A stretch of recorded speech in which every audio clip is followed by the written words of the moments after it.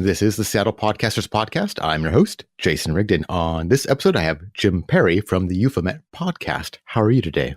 Oh, so great. Thank you so much for having me. I'm excited to talk to you today about Seattle, about podcasts, about everything in between. Yeah, thank you so much for coming on the show. Could you tell us just a little bit about your podcast? Yeah, so Euphomet is an audio documentary show about the unknown and our relationship to it. We cover things that one might consider paranormal at first glance, yet as you listen to the show and you dig deeper into its content and you listen more to the voices and the personalities that we feature, you'll see that it's much more about the human dynamic, about things like belief, about things how things that we can't quite understand affect and can transform our lives. And so we are certainly on the fringe of material, but it gives us an opportunity to explore the nuances of really human behavior and what our experiences are in a state of unknowing. Yeah, I really think that's what makes your show unique. You know, there's a lot of shows kind of covering paranormal stuff, but not in the kind of intimate way that you are. Like, it's very special. Oh, thank you so much. Yeah, I was inspired a lot by, old paranormal radio. I was a fan of Art Bell forever in the 90s and stayed up way too late as a kid listening to that material. And it kind of affected me. I'm affected in that way. But also the Seattle podcasting scene. I was affected by that. I've always had a love for podcasting and for broadcasting even, and had done that since I was a teenager for local radio stations and things of that nature in the Oregon coast. But, the first person that I talked to when I wanted to start podcasting in a serious way was Jeff Edman of Here Be Monsters, which is a podcast that started here in Seattle, and another podcast slightly about the strange and the unorthodox. And it takes a little less paranormal way. I go very deep into paranormal very quickly with my material. But, I think podcasting is just such a special form of communication. And I kind of feel lucky that I got into it now before everyone has a podcast, which I think will be a day that we'll see, So how long have you been doing this show? Euphomet has been in existence in some form since 2014. I started it initially as more of sort of a standard interview show, and I experimented with that format and started integrating very short audio documentary pieces into it. And then in essentially 2016, I believe, 2016 probably, I created a live version of the show. And we were producing with KHUH Hollow Earth Radio, which is a low-power FM station here in the Central District. I produced a show with them live and got to experience everything, all the fun and danger and craziness that was. I have a few stories about the production of that version of the show that I can share that are embarrassing and self-effacing, but I don't mind. And essentially after that, I kind of took a break from all of it for a little bit. I was changing my career course. I was focusing a little bit more on some of the things that I really, really wanted to do.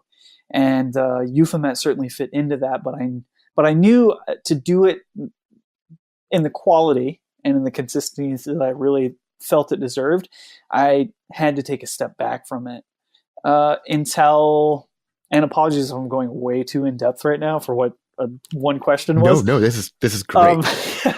I tend to expound when giving the chance. In 2018, Euphomet was actually purchased by a upstart podcast network. They purchased the intellectual property and the back catalog and everything about it. And then they paid me to go and produce a season of the show. So I had done that last year and had produced 18 episodes and a completely refreshed, rebranded, reformatted Euphomet, which was entirely based on audio documentaries and entirely based on me being boots on the ground and living with folks sometimes for a week on end to capture their story. And here I am about a year after that, now hurriedly working on a second season, which again is completely independently produced. So here I am dealing with all that. And how many episodes have you produced? Do you know?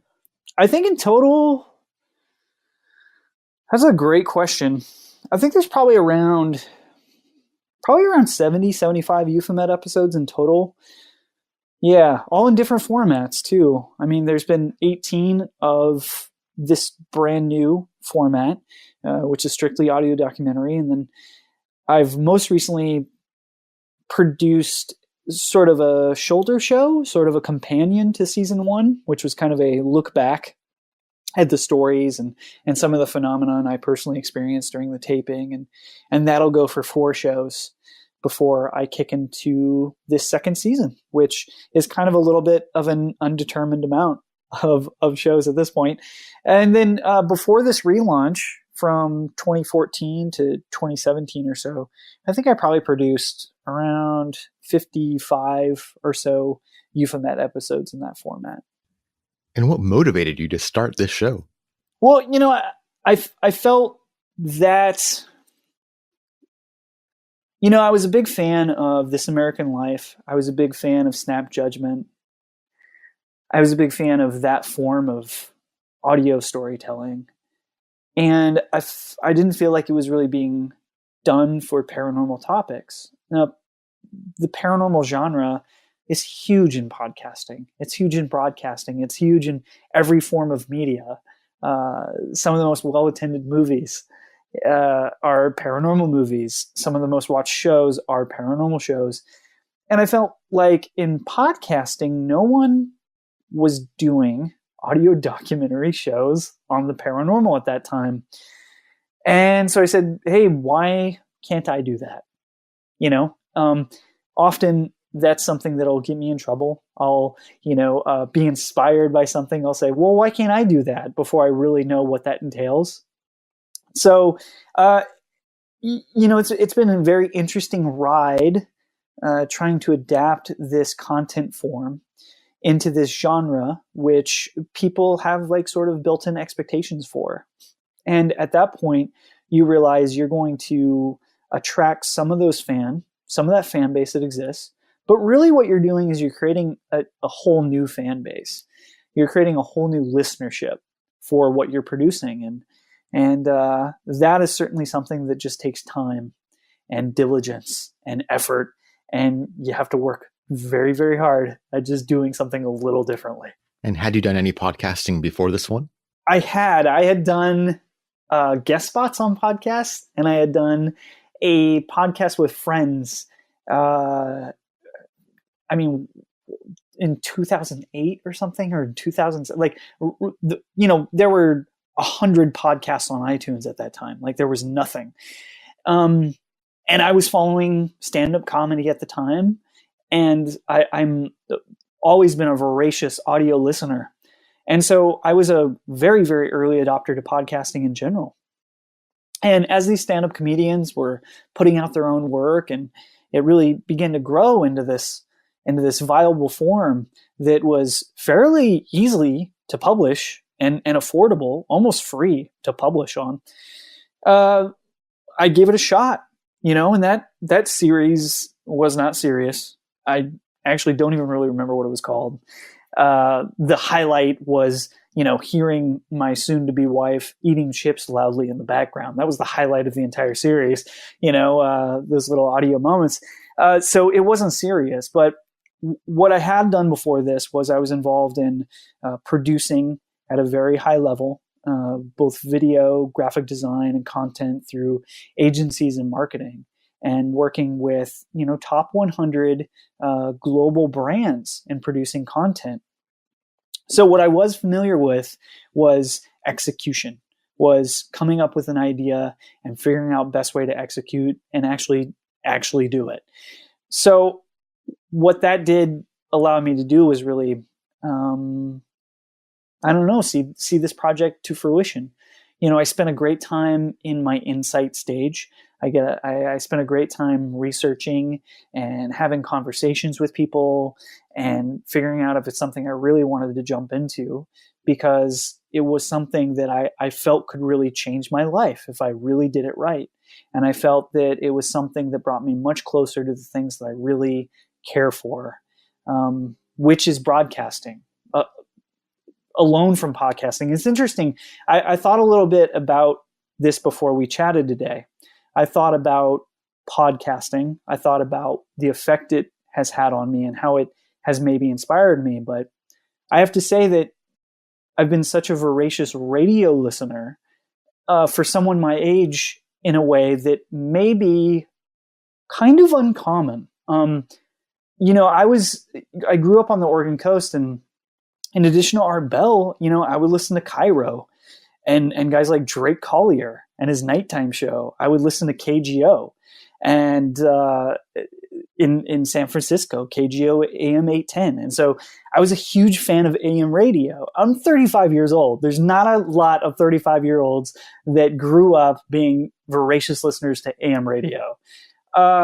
So in that way, podcasting gave me an opportunity to talk about the things I wanted to display this audio theater for the mind,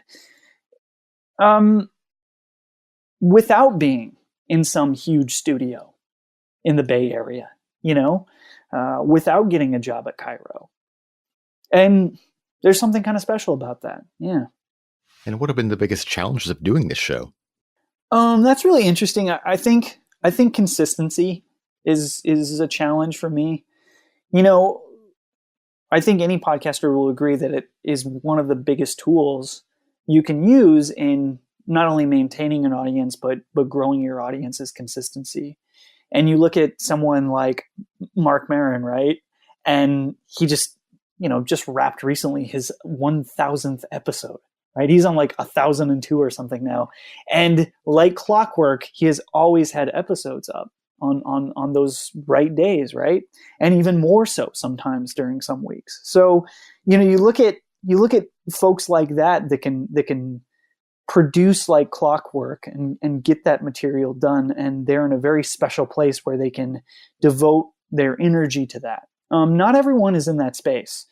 And especially when you talk about audio documentary, one of the biggest challenges of the show, I think, was myself and my producer producing the first season of Euphomet, this reformatted Euphomet last year, and being 100% completely consistent with all of our release dates. Like clockwork, they were out exactly when they were supposed to be out for the entire run, for the entire season.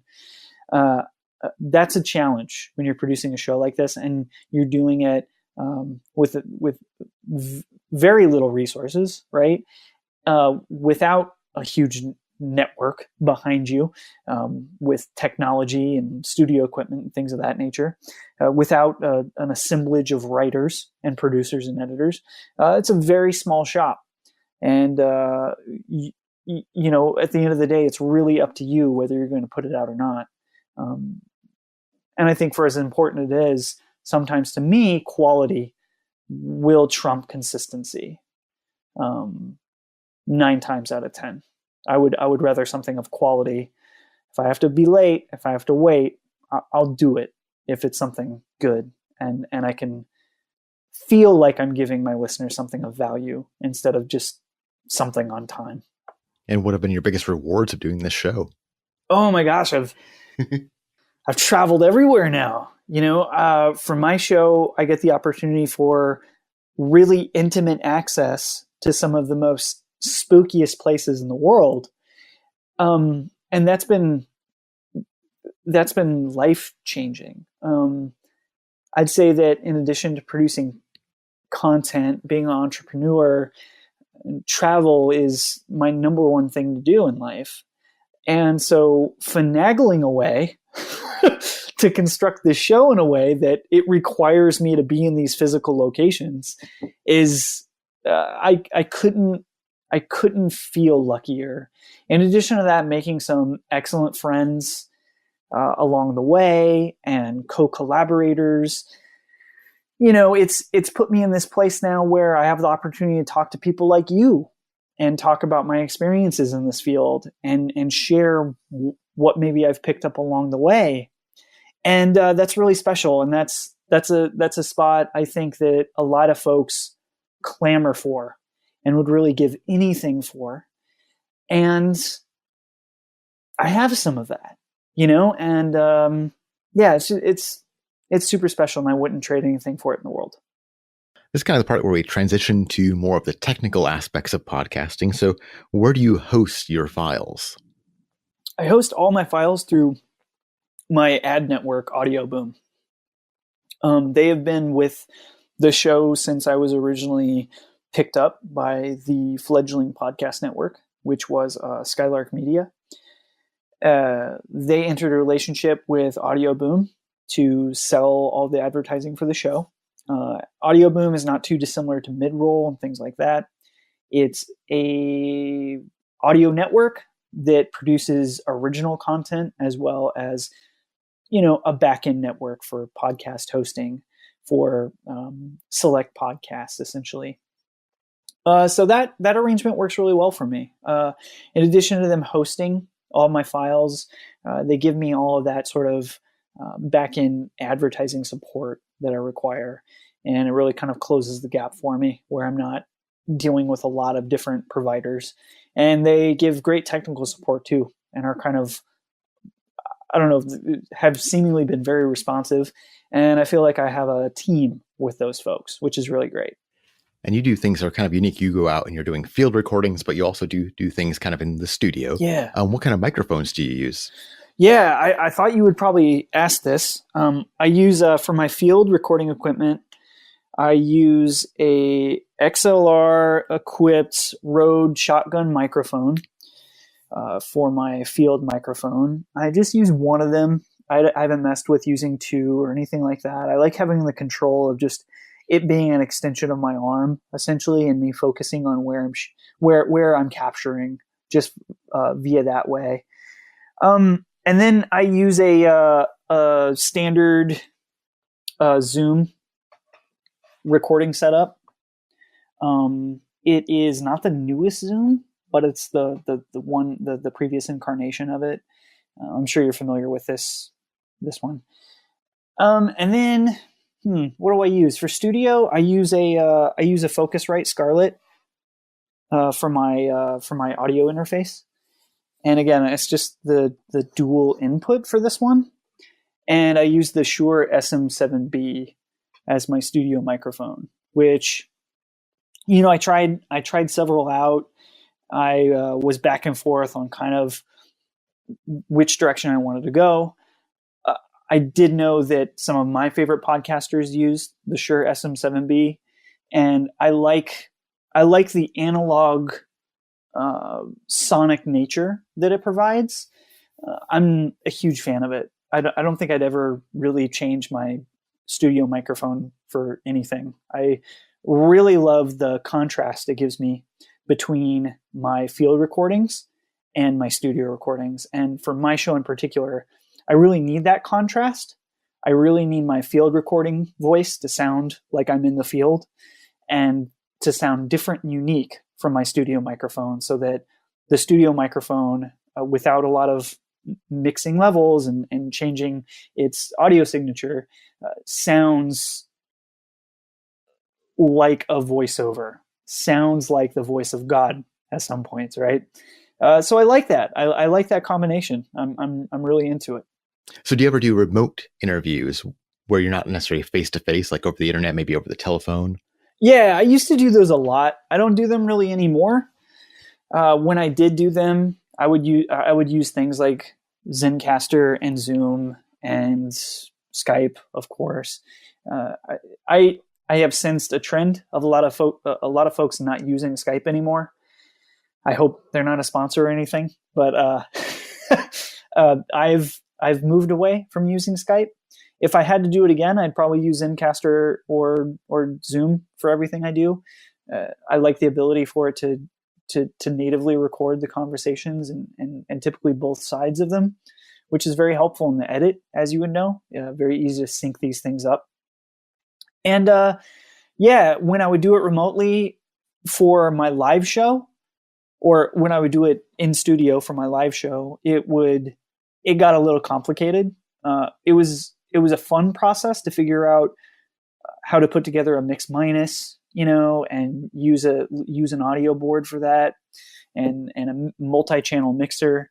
And that was fun. I mean, I liked the control it gave me. I liked the ability to mix in music and the phone conversation and pre-recorded elements.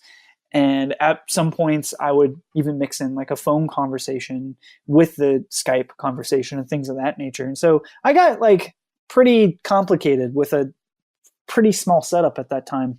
But there was something fun about that. I don't know if I'd want to do it again. Especially since this combination of using field recordings and finally editing this stuff is, I think, where the show has really found its legs. And what software do you use to edit? I use Adobe Audition. I think one of the reasons I like using Audition, it has its setbacks, of course. And of course, it's, when you start talking online about what audio software you use, it gets very heated very quickly. It's interesting. Mm-hmm. People are very, very opinionated usually on this matter. But with an Audition, listen, I'm an Adobe person. When I'm not working on Euphomet, I'm designing or I'm putting together layouts. And I've used Adobe products since I was 11 years old, right? So I'm 35. I've been in the Adobe user interface for a long time, for some people's lifetime, tragically. So it's a space I'm familiar with and is very easy for me to move around and work with. So in that regards, I like Audition for that. So you're doing a very, very highly produced show. How long would you say it takes to edit one episode? Oh boy. A long time. Here's the thing. It of course it depends on how much tape we have, and that varies sometimes. If it's a feature I'm going into and I know exactly the story I want to cover, exactly the beats I want to hit, and I do a good job of archiving my tape and cataloging it right after I tape, then it's a lot easier and a lot faster. And I don't want to say it's paint by numbers, because it's not, because there's a lot of minutia still, and there's a lot of hunting and pecking, and there's a lot of editing that goes into that.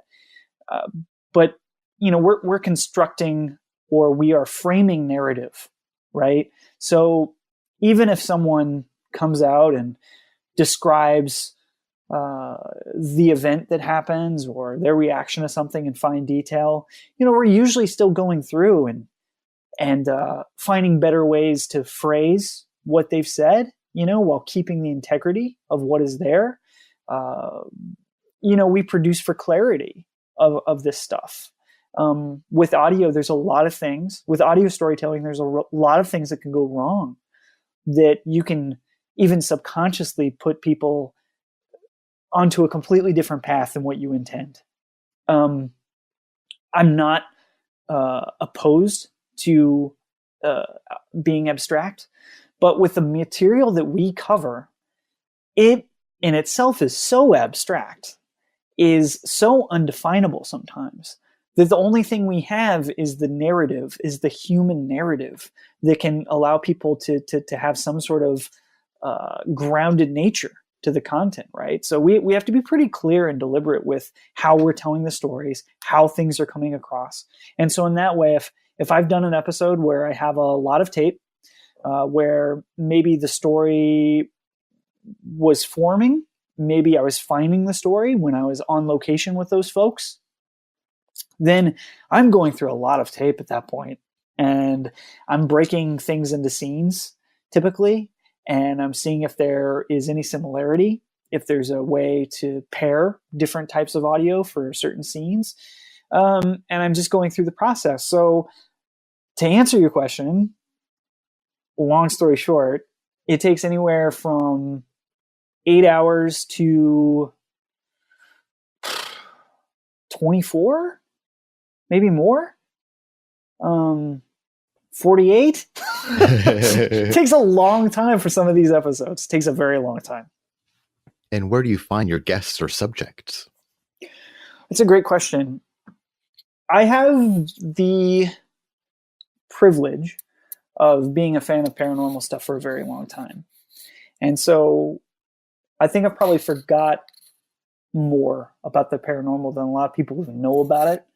Just from osmosis, right? I mean, you listen to, I still listen to old episodes of Art Bell, like archive stuff.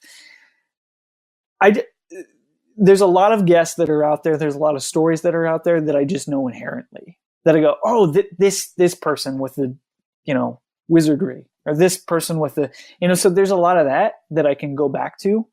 And there's a lot of, I do a really good job, I think, of, even when I don't want to, listening to a lot of different podcasts and radio shows to see what fresh stories are out there. And then I read a lot about this material. I read all the time. I'm always reading a book or 2 books or 3 books because there's so much that is really undiscovered in terms of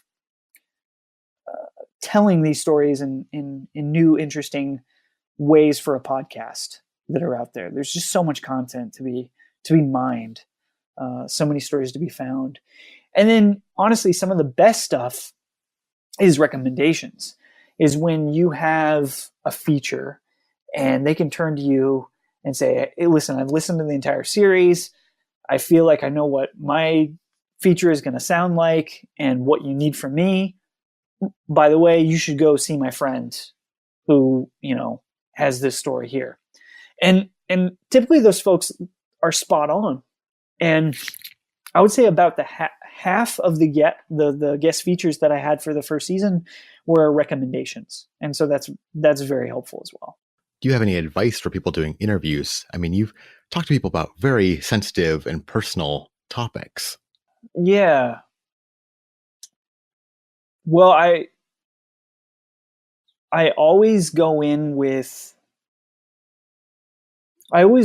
some expectations for what I want to get. And then I'm very loose with myself on how I get that and when. Because sometimes it just takes time and you can't get what you need. And sometimes you have to really experiment with how you're asking certain questions.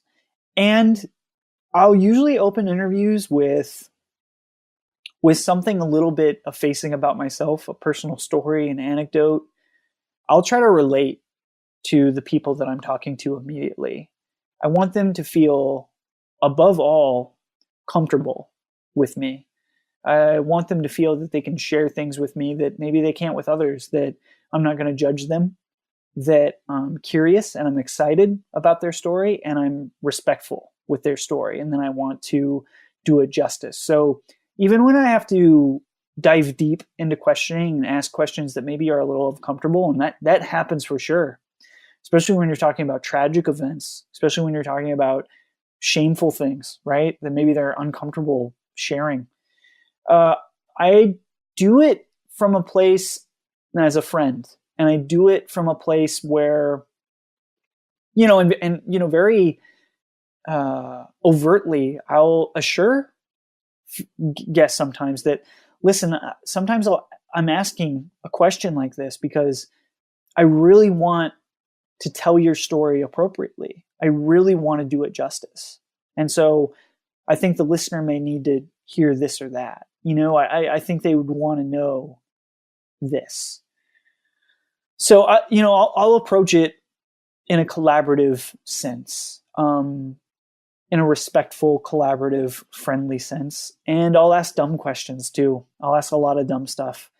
And sometimes you just have to do that, right? Especially if you don't know what story you are going to find. Sometimes that dumb question reveals an entirely new avenue that you never even thought was there. What do you mean you see dragons? You know what I mean? Like, I'm so glad I asked that dumb question. So, I'll approach it with that. I think for on-site interviews, sometimes I try to get them to do something. I think when I get the guest to do something and it relates to the story at hand, if they're showing you something, if they're describing a situation while also sort of going back to what they were doing at that time. I don't know what the sort of scholarly view of that is. I know that for collecting action tape for audio or video, that it's very helpful in taking these folks back to that moment. And it helps you tap into an emotionality, I think, and a connection to these things that they're talking about that is more real and more raw, perhaps, than what you'd get if they were just sitting on a couch. Selfishly, I have this sort of like inside joke. It's not very inside now, but I've shared it with guests. If I'm seeing if I'm seeing their eyes get a little wet, honestly, if I'm seeing their eyes get a little crystalline, then I know that I'm starting to tap into something that is emotionally very connected to them. It's pretty often the people break down, the people cry on the show. And that to me can be very important. Now, you don't want to approach it from like sort of a melodramatic sense, right? But I think there's something about connecting these folks to the most truthful emotions and allowing them a space to be as comfortable to openly show that type of emotion, that type of vulnerability, that will translate to tape, that will let the listener, connect to those people in such a great way. And so if I can make people cry, it's always a good thing. Do you have any advice for folks that maybe are just starting out or even just thinking about starting a podcast? Yeah, anyone who's thinking about it, I would suggest just do it. Just jump into it. It doesn't have to be perfect right away. This doesn't have to be the thing that skyrockets you an iTunes chart. You should go into it without any expectations at all and just create. That's my advice creatively for anything. Go in expecting to work hard and expect nothing. Just do it. Just do the work. And within the work, you'll start getting those rewards. And if not, then that's a sign maybe you just need to pivot. Maybe you need to do something else or not. But you don't know unless you just do it. So jump into it. It's easy, it's affordable and cheap to enter into this. As you get along, as you go into it, it's none of those things. Right? The further you get along, it only gets harder in some sense if you're doing it right. And it's going to take more of your time and more of your intent and more of your money. But you don't know if you don't try. And so I would suggest anyone that is entertaining the idea, just jump into it and, listen and learn and be open and listen to things like your show. Listen to other podcasters that have done it before, and don't be afraid of it. And do you yourself listen to that many podcasts? I listen to so many podcasts. Yeah, so many. And very different formats, different topics. Some of the podcasts I listen to feel like work because I'm involved in not just podcasting, but marketing and the entertainment industry. And I'm even involved in pro wrestling, right? So, some podcasts feel a little bit like work, but I still listen to them. I'm still just such a voracious listener that, not too dissimilar to a lot of podcasters, I think. If you go into my podcast app, you're scrolling for quite a long time with the amount of podcasts that I've subscribed to and listen to routinely. And how do you discover new shows? That's a good question. Usually through recommendations. Yeah, usually if someone points me in that direction, I will look at sort of what's trending, what's new. But, I also kind of will do that in, seemingly in installments. I'll be into some stuff for a while. I'll digest that. and I'll say, what else is out there? And then I'll subscribe to, 6 or 7 or 8 different and new podcasts that I've never maybe listened to. And then I'll give that some time and some attention. And needless to say, all this stuff still sticks around in my phone, right? And so I'm jumping back and forth between, podcasts that I routinely listen to and whatever is new out there. I'm very interested in, of course, like many podcasters and formatting. I get geeky about that kind of stuff. About even things like who's advertising right now, and what kind of shows are they advertising. Of course, always looking out for guest potential. That's a good thing about paranormal, is that considering there isn't really, there really isn't any other audio documentary paranormal podcasts. You can listen to paranormal podcast guests and say, oh, that would make a really good audio documentary, and I am for sure it's never been done before. Right. So, yeah, that's how we discover podcasts. Just, I think, how everybody else does. Do you keep up much with the podcast industry news? I do. I went to last year. I even went to Podcast Movement. But I, in full transparency, I spent a lot of time worrying about industry stuff when I was in marketing and advertising full time, and I feel like you can kind of get swept up about it. My entrepreneurial intent and skills and where I want to go with some of my small business ventures are in different industries. And I think I spent enough time like kind of monitoring what some of those business trends are in those fields. And for podcasting for me and Euphomet is a little bit of an escape from that. I feel like I want to be cognizant of these things, but I also don't want to get too wrapped up by it, because there are pitfalls to that. I think there are so many reasons and excuses and trends and forecasts out there, that will convince you not to do this anymore, or, hey, like wait for this Spotify thing or like whatever.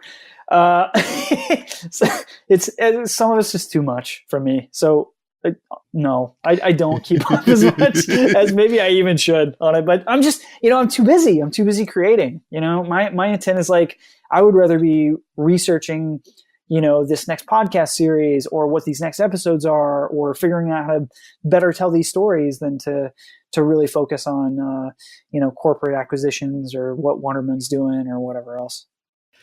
So where can people find your show? They can find Euphomet anywhere they listen to podcasts, any aggregate app out there. I recommend Apple Podcast, just for stat sake, for folks to comment and rate, review, subscribe, all that good stuff. But they can find it EUPHOMET, and you can find it at Euphomet on all social media platforms and at euphomet.com. We also have a Patreon that we launched recently. That's patreon.com/Euphomet.